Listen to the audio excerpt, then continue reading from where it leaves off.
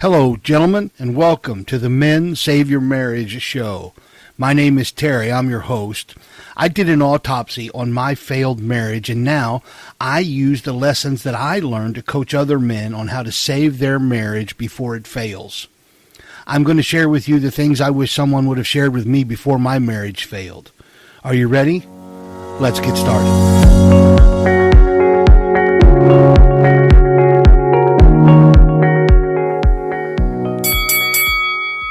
Hello, gentlemen. You heard the bell. Welcome back into the fight. My name is Terry, and I'm your host, and I'm glad to be with you today.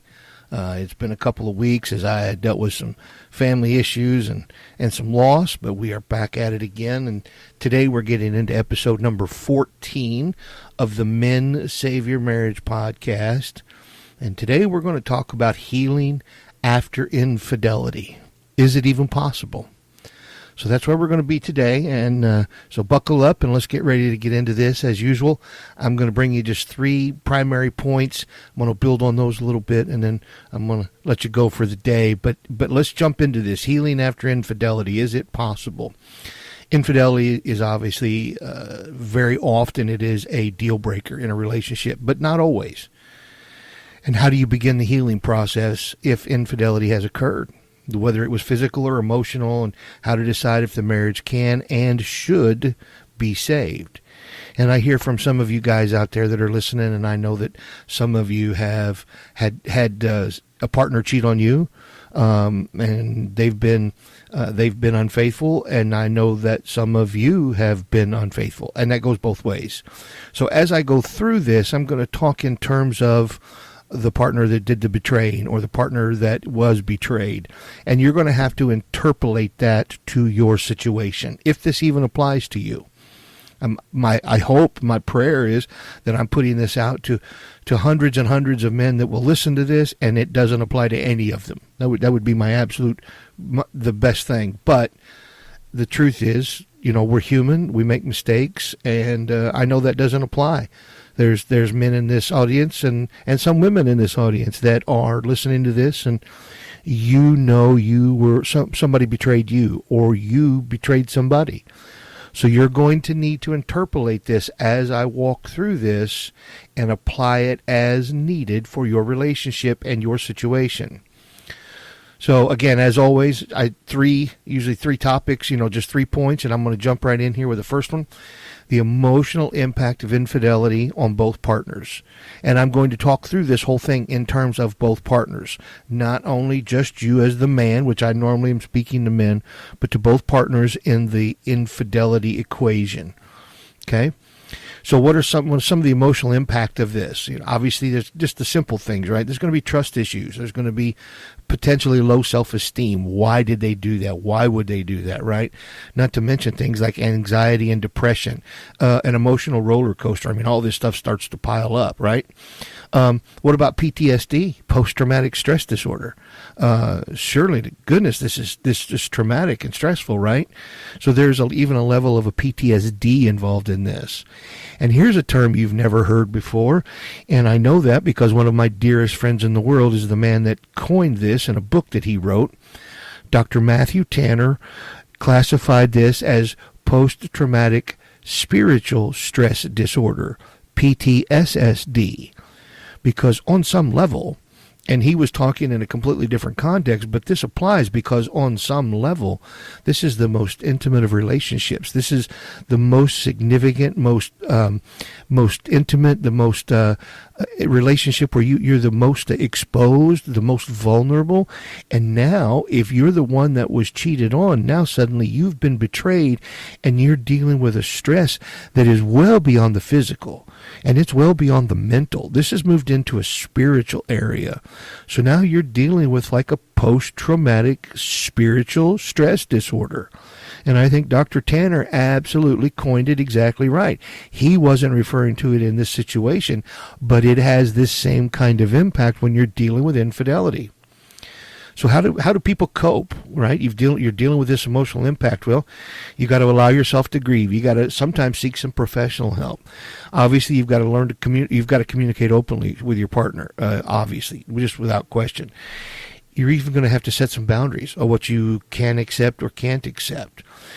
You're going to have to practice some self-care because, again, you're dealing with some stress here on multiple levels.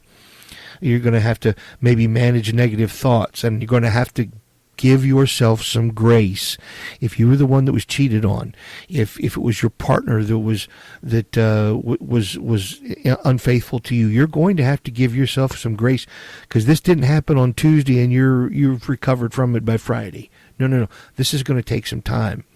And you're also, at some point, after maybe the grief, maybe after the anger, at some point you're going to have to look yourself in the mirror, and you're going to have to spend a good long time considering forgiving them, and can you even do that? And that's just the beginning stages of the emotional impact of infidelity on both partners. Now let's step into the second one, whether you should and how to rebuild trust after an affair. So the unfaithful partner, and again, you need to interpolate here. Were you the one that was unfaithful, or was it your wife or your spouse, whatever it is? The unfaithful partner, they must be honest. Obviously, it's going to require a full disclosure about the affair, and they're going to have to find a way to atone or express the remorse necessary for you to even begin to think about rebuilding trust. The partner that was unfaithful is going to have to deal with the traumatic feelings after the recovery and be willing to ask and answer questions, right? Because you can't just say, okay, I forgive you and move on. Your mind is going to play games with you. Your mind is going to stress you in different ways, and you're going to have to, at some point, have some questions that need to be answered.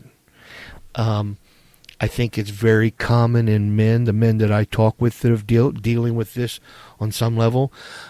I just a word of caution. If it was you and your partner was unfaithful, when you get to this phase where you begin to deal with the trauma of this, and if you're going to decide to try to rebuild trust, and you start asking questions, and the unfaithful partner is going to have to be willing to ask or answer questions.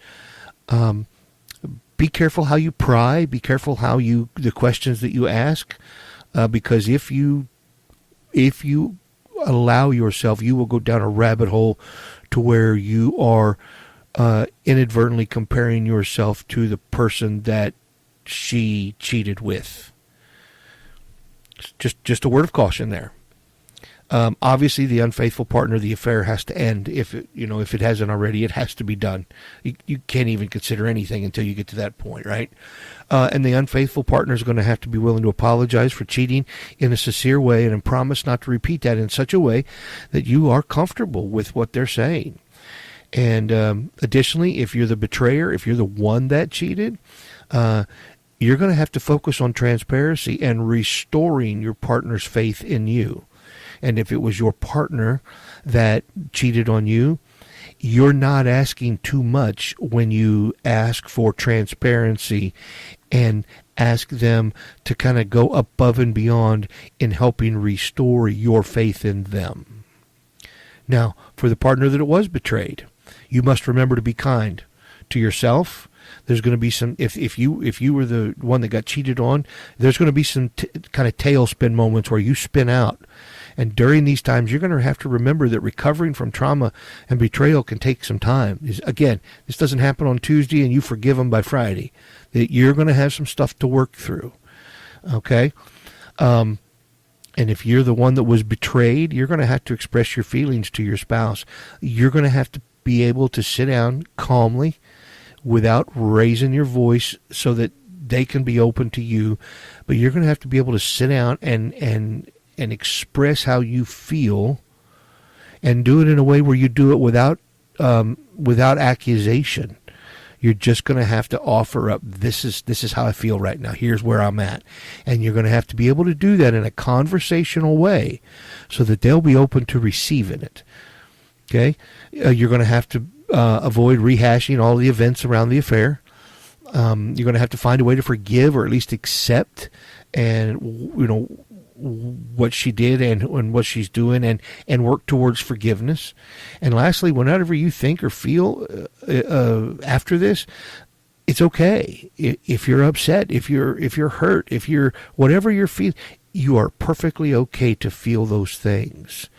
It's just going to require a lot of work on your part too to work through this.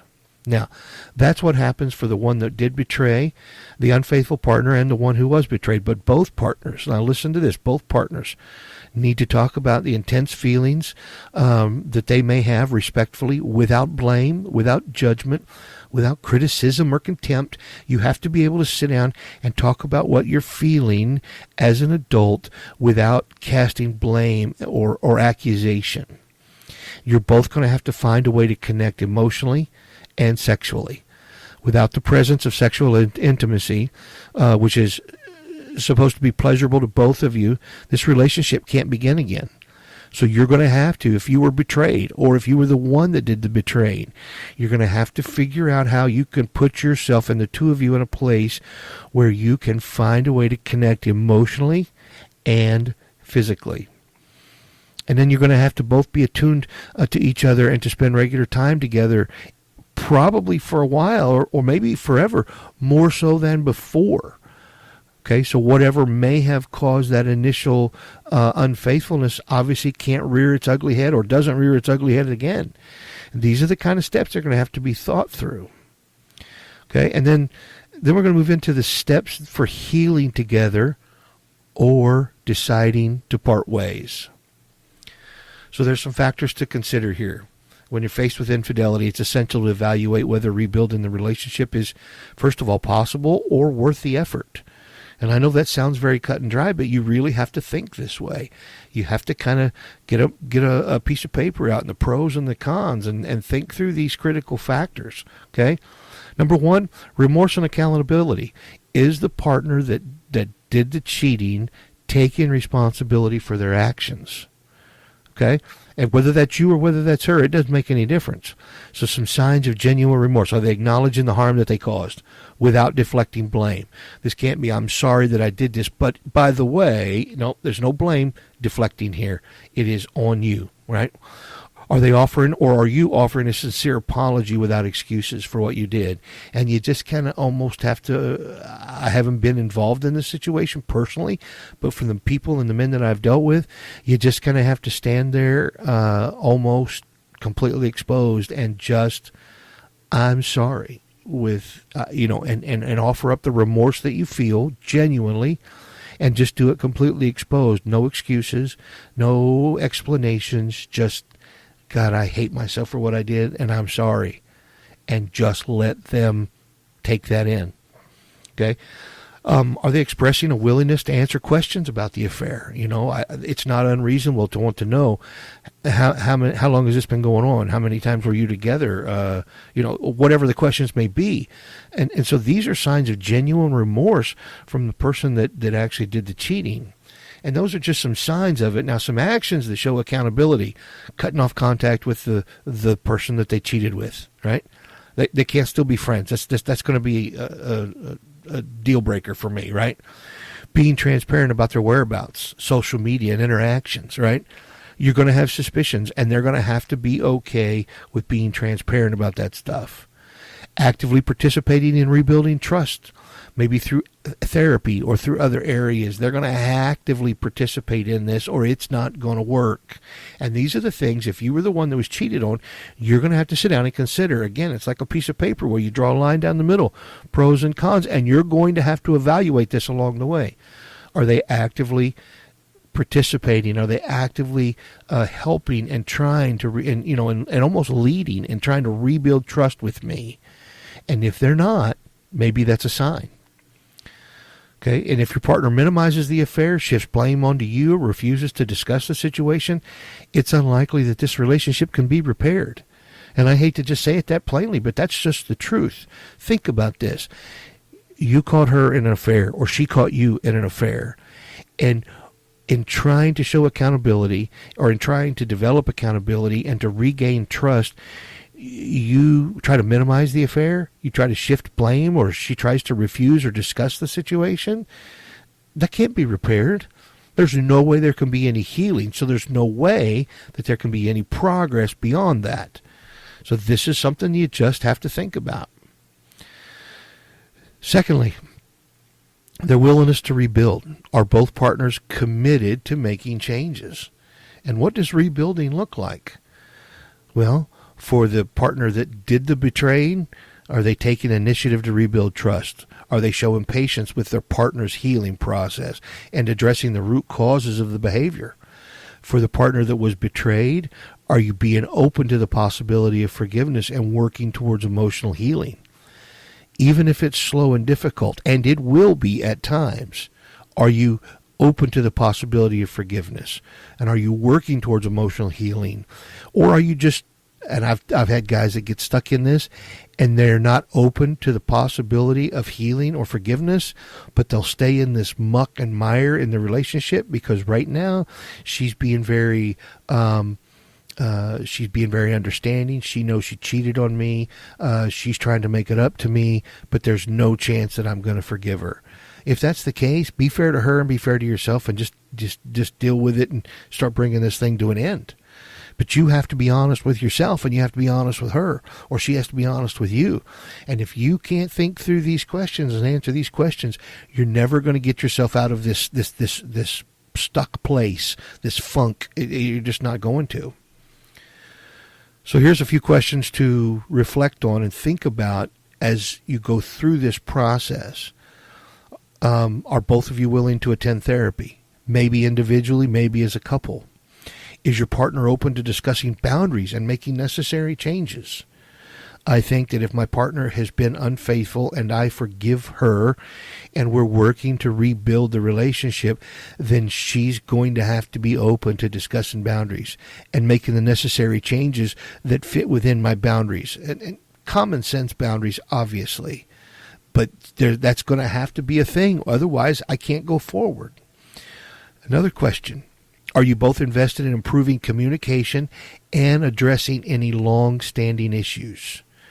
Because there was obviously some stuff before the affair, and you're going to have to be willing to sit down and calmly work through those things and improve the communication between the two of you. And if one or both partners are unwilling to make these efforts, it may indicate that staying together isn't the best path forward. And number 3, personal well-being. Do you feel emotionally capable of continuing in the relationship? And the partner that was betrayed has to ask this question and answer it for themselves, to themselves. Do I feel emotionally capable of continuing in this relationship?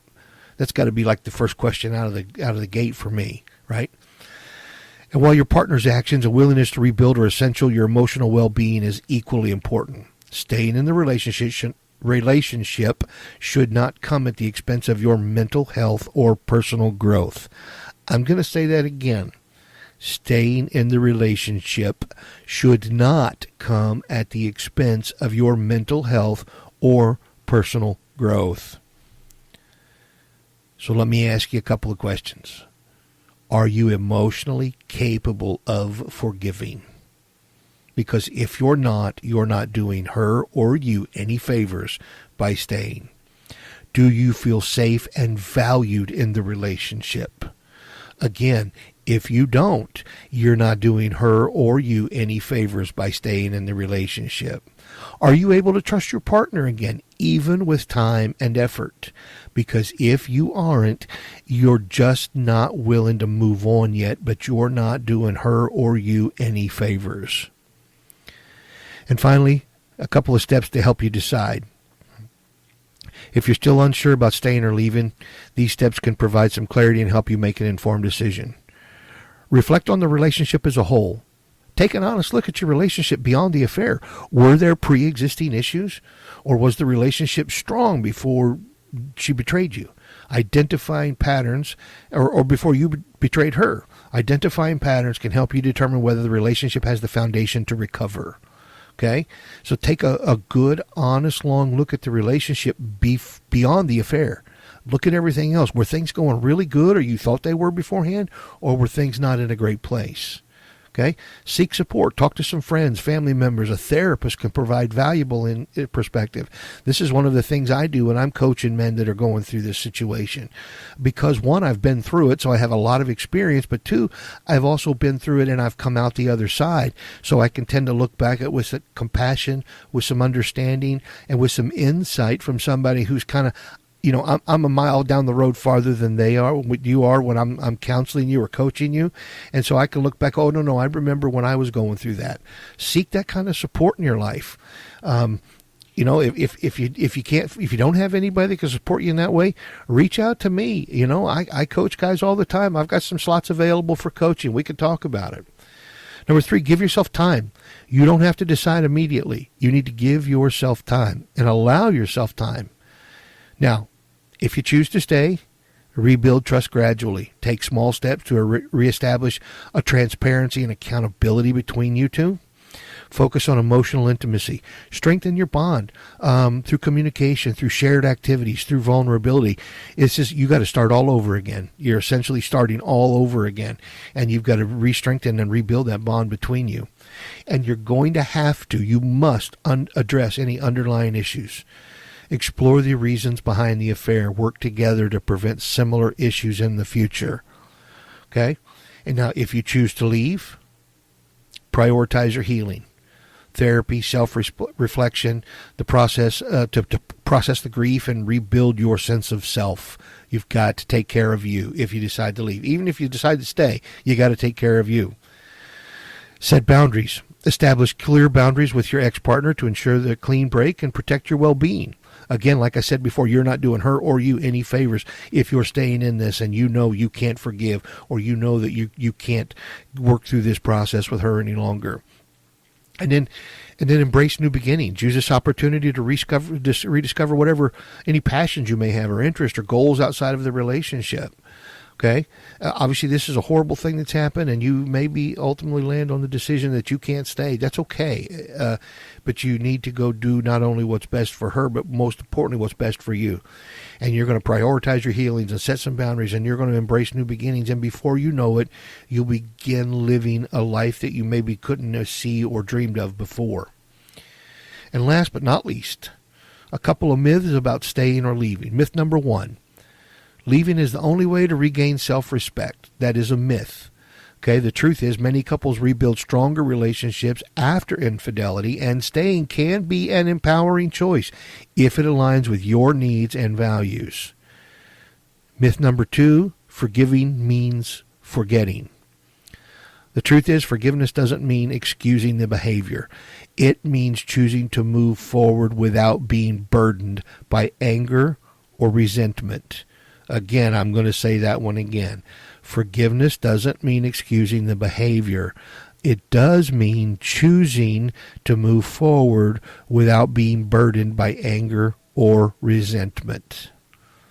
And then finally, in concluding, deciding whether to stay or leave after infidelity is deeply personal and requires careful consideration of your emotional health, your partner's actions, and the potential for rebuilding. That's why I went through all of those things, because you have to think about this all the way through.